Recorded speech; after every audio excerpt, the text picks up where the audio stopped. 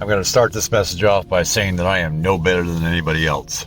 And just because some of the things that I talk about in this one audio, it has nothing to do with me being better than you, me trying harder than you, me saving the world, or anything of the sort. And it's important that I say this because a wise man once said, never let your right hand or your left hand know what your right hand is doing. And I believe that means something on the subject that we're about to talk about. That subject is altruism, to be altruistic, which means that you are willing to selflessly help another.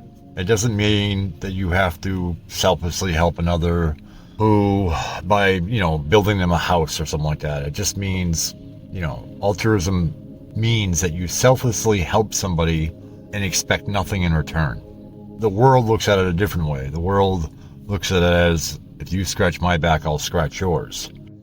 I try to live every day of my life in an altruistic way, whether I'm going to Walmart or even by work dealing with a client. At one time I was an atheist who came to Jesus and Christianity, but have since left it. And in the view of many of my Christian friends, I would be considered a fake, a waverer, somebody that never fully believed.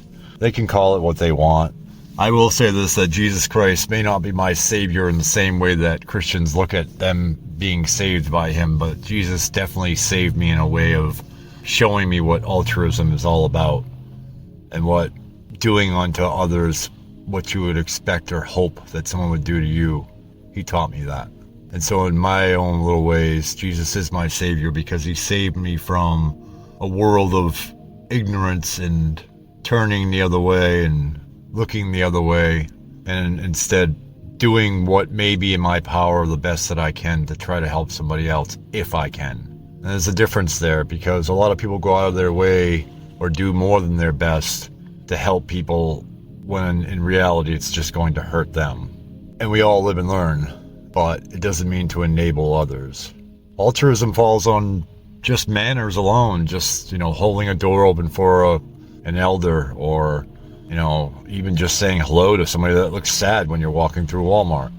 There's millions of ways to show and share what altruism really means. And Jesus is one perfect example of that, as well as so many others. There's been countless names throughout ancient history, recorded history, and even today that have shown us ways that we can indeed help others, even if we have very little ourselves. It doesn't have to be a money thing. It's actually better that it's not a money thing. The best way to express it that I personally think, is by just knowing, by just walking by somebody and going, I should offer to help that person. It's that little kick in the butt that kind of tells you to do what you're intended to do. Sometimes I do it and sometimes I don't. Sometimes I walk right by people. And sometimes I feel convicted for walking right by them, and sometimes I don't feel convicted.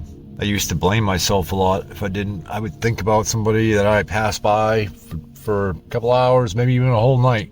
Oh man, I should have helped that person. But I realized that was just guilt. That's another reason why I left my friends in the church, is because the church itself, Christianity especially, institutionalized guilt and made it a part of its doctrine that we should feel guilty when we don't help others, that we should feel guilty that we don't live up to God's laws. I won't get into all of that, but altruism, or just being a good person, is in every single one of us. Now, I know people that don't show it at all towards others in society, but they show it to those in their family and their friends. So while I may pray for them, or I may wish that they would see it could be used in all of society, I still commend them for doing it amongst their family and friends. We all have that one family member that we call and we ask, hey, can you help us move? When nobody else will show up and that one person will show up. That's altruism. The whole idea of you scratch my back and I'll scratch your back is what brought on all the woes that we have in societies now. The whole expecting a return of your generosity is why a lot of people are upset. I hear people say it all the time, why me?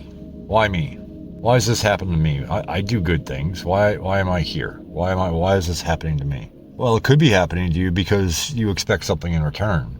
And you're so focused on that you're not able to move on and say, well, I have this problem and I need to figure out a way to get over or past it, just like you have many problems elsewhere in your life. But to sit around and say, well, I don't deserve this because I'm a good person or whatever is just silly. That's not how the universe works. It's not how God works either, no matter which God you believe in, because every book will tell you the same thing. It's not how it works. So, altruism is our duty as human beings. It's part of love. I mean, it's a perfect example of love.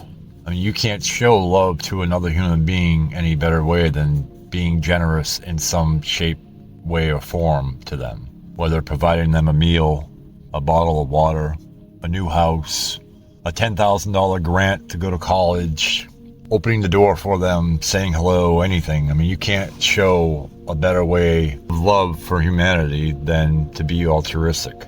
Sure, you could just walk around passing on $1 million to strangers on the street and people would love you, and you may think that that's altruistic, but it's really not. I mean, I guess if you did it, confidentially, and you didn't tell anybody your name or anything like that, and they couldn't brag about meeting you, then maybe. I don't know if it would share the message that you want to get out, though. My message, me personally, whenever I try to do something good, I do it because I hope and I pray that it's seen by either that person that I'm helping or is seen by those around us. Not that they're seeing me, but that they're seeing the act of kindness or the act of help or the act of giving, and that they somehow reflect on that. Whether they reflect on it that day and decide that they're going to start doing those same things, or whether it's put in the back of their brain and 40 years later they're like, you know what? I'm going to start acting like that too. If what I do in my daily life can plant the seed in someone else's heart, then everything that I'm doing works out. Everything is the way it should be, no matter how crappy my own personal life is. I basically wake up every day and I ask, allow me to make someone smile or laugh or giggle or just see that there's a different way of looking at things today. Allow me to help somebody, not directly by opening a door or giving them money or giving them food or water. Those are fine, but help me help somebody see that it could be worse. If I have done that one time in my life, I would be happy. Jesus is the one who said, never allow your left hand to know what your right hand is doing. And he was talking in the Bible about when they give out alms. Giving alms is helping the poor and the needy, helping the widows and the orphans. And he says, don't go out there yelling and screaming, hey, look, I'm giving out stuff to people. I'm helping. I'm giving my alms. Because your reward is just that. Those few people that may come up and congratulate you for doing it. Instead, he tells you not to let your left hand know what your right hand is doing and do your best to help others, not expecting any kind of glory from it, not expecting any kind of reward, only hoping that others see the works that you do and your reward will be great. I think I would just be happy knowing that somebody else saw what I had done and they'll put it into practice. I'm a strong believer. Before I ever found religion, I pretty much found altruism. I'm a very big fan of, out of all the movies that I could name, I'm a movie fanatic. I love movies. But if any movie ever changed the way I think about others, like Jesus made me change my ways of thinking about others, and Buddha, and some others, it would be the movie Pay It Forward. The movie Pay It Forward should be played in schools every year, a couple times a year, based on a child who teaches others the art of altruism. That could definitely help change the way this country is going, the way the world is going. That one movie is different. That one movie cuts right to the chase, gets around all the, well, he said this and Allah said that. And they all said it, Jesus said, do unto others as you would want done unto yourself. Confucius said that 600 years before him, but in a different way said, do not do unto others that you would not want done to yourself. Just change of words. Funny how the early church picked up on that. Buddha also said it. Before that, Zoroaster said it. All the quote unquote great deities and men of God had said it. So it's quite apparent that it's out there. And in this movie, he basically does a favor for a homeless person. The homeless person says, "I'll never be able to repay you," and he says, "Well, just pay it forward." And so the homeless guy pays it forward. Sees somebody, I think, either getting broken, they're about to get robbed or something. He stands in for them, and it just keeps on going and going and going. And the funny thing about that movie is, I think the reason why it's not shown is because of what happens to the boy in that movie. And that is others who are filled with hatred because they fear what they don't understand. Much like many in today's world, they hurt the boy. Much like those that put Jesus up on the wood. They feared him because they didn't understand him, and so they hurt him. They did the same to JFK, to Martin Luther King, to Malcolm X, to many throughout history. All altruistic brothers and sisters who were silenced by those driven by hate driven by a fear of what they don't understand. The boy starts a movement. And it's funny because when the movie came out, that movement actually went around for a little while. This was before social media was heavy. I wonder what would have happened if the movie had come out during the age of TikTok and ice bucket challenges and such. It probably would have been a lot greater. But it did start a little movement, and people tried for a while. And people do still try, don't get me wrong. I'm not the only guy out here trying. And there's nothing wrong with feeling good after helping somebody. Let me clearly state that. There's nothing wrong with that. I don't see any God blaming you for feeling good about making somebody else feel good. Although I do have to say I would think it would be different if you did what Jesus says about the Pharisees in the Bible, where he says they're out there yelling and screaming.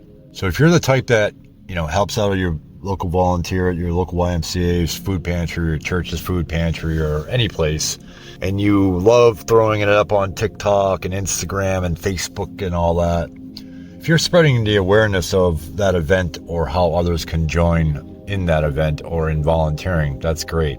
But if you're doing it for likes or comments or reposts that aren't directly affected or directly connected, to a way for those people to do the same, that's vanity, pure and simple. And I've seen everybody do it. And I know I've done it. We all do it. I see a lot of churches do it. And it angers me. But who am I to judge? I'm nobody to judge. I've actually spent too much of my life judging, and we all do it. Again, like everything else I always talk about, we all do it. So, but I do see churches doing that, and I do see other groups doing it, and they may be doing it to raise awareness, but if you spend the effort trying to get the likes and the recognition for your altruism, if you spent that energy on being more altruistic, things would definitely start changing. By having good works, doing good for others, not expecting anything, but just doing good by others. I don't go around passing out hundreds of dollars. I don't build houses. I hardly even give out tents unless I can afford them. But I did whatever I could do. If I saw a brother when I walked out of the store that was asking for $1, I gave him $1. I didn't care what he was doing with the money. If I give a gift card to one of my nephews and nieces, I don't ask them for a receipt to see what they bought. So I really don't care what the guy I gave $1 to on the corner is going to do with the $1. That's not me. It's his priorities. Altruism. Until Altruism next is time, about my friends, I ask you all people doing everywhere for somebody to plant else seeds what of you would love, want done peace, for yourself, joy, and and not oneness. expecting a thing from it. The moment that you start realizing that you expect things to be done for you in return, whether at that moment, further down the road, or at heaven's gate, you have a problem. My best advice is the advice of Jesus, and that's not to let your left hand know what your right hand is doing. Do things out of the kindness of your heart. Do things because they will make somebody smile, even if only for a few seconds. Do something that's going to make someone laugh that you can tell just by looking at them they are so sad, even if that laughter will only last a few seconds. Do something for somebody else because you can, because you want to, because deep down you know that it's the right thing to do, and expect nothing in return. Even if you were to help somebody and an hour later your car broke down and you had to walk 15 miles to the nearest gas station, don't make that entire walk about, well, man, I just helped that guy out earlier. Why is this happening to me? Because just like it happened to him, it happens to all of us. Good things come, bad things come. And the best thing we can do is try to help each other out. When a good comes to you and a bad goes to them, do what you can to give them good as well. The system of you scratch my back, I'll scratch your back, or pride, recognition through greed, recognition through vanity, it doesn't work, folks. We've been trying it for millennia. It won't continue to work. Some will say, well, you're wrong, because only the weak are altruistic and the strong survive. I would rather die as a gazelle than live like a lion if it meant that I was unable to help someone else in need. Understand what Jesus and others were saying when they talked about helping.